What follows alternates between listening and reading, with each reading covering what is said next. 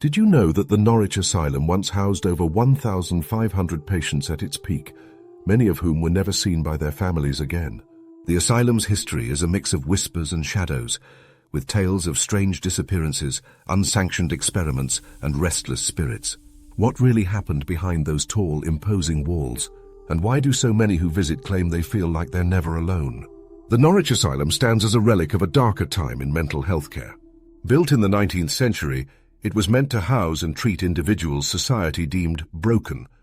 But over the years, its purpose became murky, and its name was replaced with a reputation steeped in fear and mystery. I've always been drawn to abandoned places. There's something hauntingly beautiful about spaces where life once thrived and faded into silence. So when I heard rumors of the Norwich Asylum's ghostly presence and disturbing history, I couldn't resist exploring it for myself. Little did I know stepping inside would unravel a story I wasn't prepared to face and leave me questioning my own sanity. It was a crisp autumn day when I arrived in Norwich. The asylum stood on the outskirts of town, a sprawling brick building with ivy crawling up its crumbling facade. The windows were shattered like jagged teeth, and the gates were rusted but still tall enough to make you think twice about climbing them. The locals didn't like to talk about it. I stopped by a small cafe to ask for directions, but as soon as I mentioned the asylum, the friendly chatter ceased.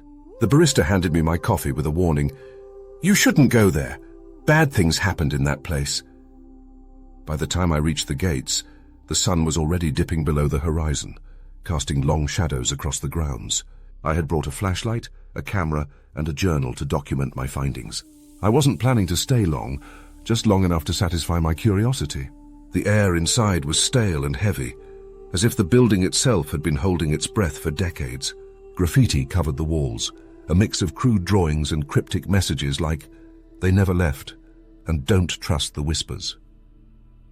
The first thing that struck me was the silence. It wasn't the kind of quiet you find in an empty house. This was oppressive, like the building was listening, waiting. As I wandered through the halls, I tried to imagine what life was like for the patients who once lived there. The records I'd read described overcrowded rooms, experimental treatments, and staff who were often more cruel than caring. It wasn't uncommon for patients to disappear, their names erased from ledgers, their existence forgotten. I found a small room with a rusted bed frame and scattered papers on the floor. One of the papers caught my eye, a patient intake form from 1923. The name was smudged, but the notes read, "Severe paranoia. Claims to hear voices telling her to stay away from the basement." The basement? Every fiber of my being told me not to go down there. But curiosity has a way of drowning out reason. I found the stairwell at the end of a long corridor, the steps descending into darkness. The air grew colder with every step I took. My flashlight barely cut through the blackness, and the faint smell of damp earth and decay made my stomach turn. When I reached the bottom, I saw rows of small, windowless rooms, cells really. The doors were heavy metal, each with a narrow slit at eye level. I peered into one of the cells, my flashlight revealing scratch marks on the walls. As I moved further into the basement, I started hearing faint noises. At first, I thought it was just the creaking of the old building, but the sounds grew more distinct, whispers, overlapping and echoing, though I couldn't make out any words. I told myself it was just my imagination. But then I heard it, a woman's voice, clear and desperate. "Help me!" I spun around, my flashlight darting across the room. Standing at the end of the hallway was a figure, a woman in a tattered white gown. Her hair was wild and her face was pale and gaunt. "Who's there?" I called out, my voice trembling. She didn't answer. She just stood there staring at me with hollow eyes. And then, without a sound, she turned and walked into one of the cells. I should have left right then and there, but something compelled me to follow her. I approached the cell, my heart pounding so hard I thought it might burst. When I shined my flashlight inside, the room was empty, but as I turned to leave, the door slammed shut behind me. Panic set in as I banged on the door, yelling for help. The whispers grew louder, surrounding me, filling my head until I thought I might lose my mind. And then I saw them, shadows moving across the walls, figures with distorted faces and twisted bodies. They reached out toward me, their hands clawing at the air. I closed my eyes, trying to block them out, but the whispers turned into screams. It felt like the room was closing in on me, the walls pressing against my chest. Just when I thought I couldn't take it anymore, the door creaked open. I stumbled out, gasping for air, and ran up the stairs without looking back. When I finally reached the outside, The fresh air felt like a lifeline.